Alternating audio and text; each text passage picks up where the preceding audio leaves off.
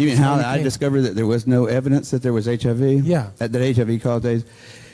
Okay, this is my personal story, but I mean, the general fact is there isn't any, and you can check it yourself. You can go to the internet, and you can say, AIDS, cause, return.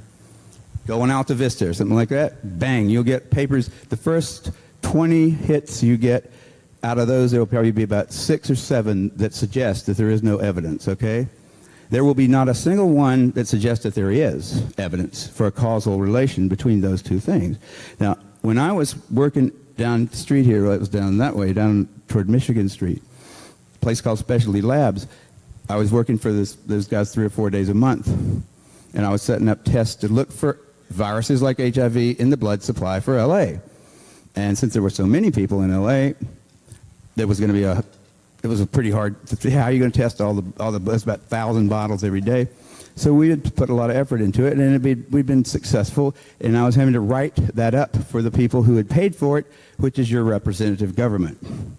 And I was writing this little paragraph, and I said, well, I've got to explain why we were doing it in the first place. So I said, well, HIV is the probable cause of AIDS. That was my first sentence, because I thought it was, because that's what I'd heard. And I hadn't questioned it. I just heard it. I said, well, if all these people think that's true, there's probably evidence back there somewhere that suggests it. And so I asked somebody, what reference, what little work of scientific reporting should I quote so that somebody interested in finding out why I thought that could find out himself? The guy said, the guy that I asked was the wrong person to ask. He said, you don't have to quote that. You don't have to say anything. Everybody knows it. I said, well, I don't know why I know it. I just know that I heard it.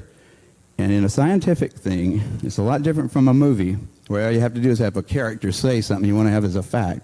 In a scientific publication, you are required, by the system, not by the editors of the journals, because they let you get away with a lot of crap sometimes, but you're required by the elements, the scientific things that have made it work, to always tell the person that you're now telling something new to where you started from. You say, I'm starting here, have worked to there. So we moved one small step.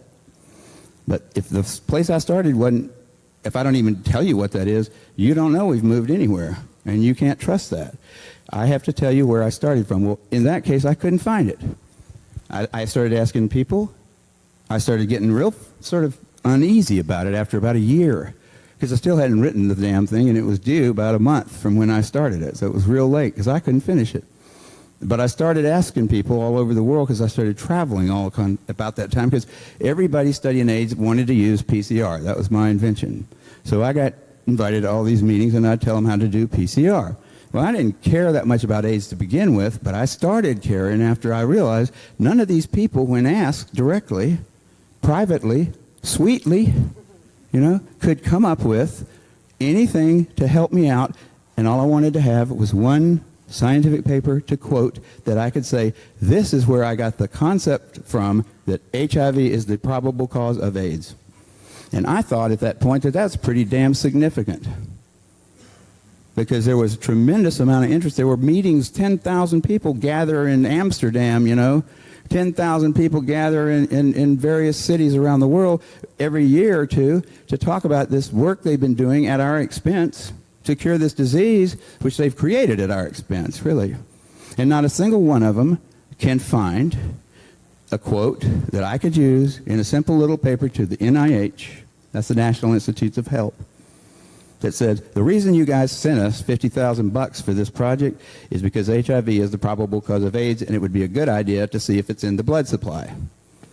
Right? There's no way to support that statement. No reason to do that work. It was all a waste of time, except that I enjoyed it.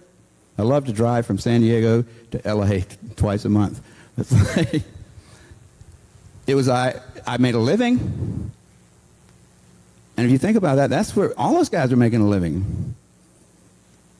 But I changed the question after a while, because I was getting no luck with what should I quote. I finally said, when was it that you came to the conclusion? Because you must be, because you just gave a talk about AIDS and HIV. When did you come to the conclusion that HIV was the probable cause of AIDS? Personally, when did you come to the conclusion?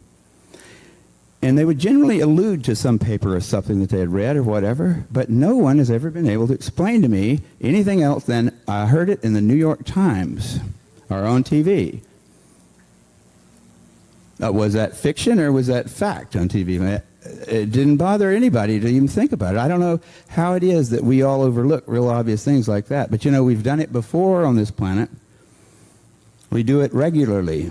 It's expected of us to be idiots.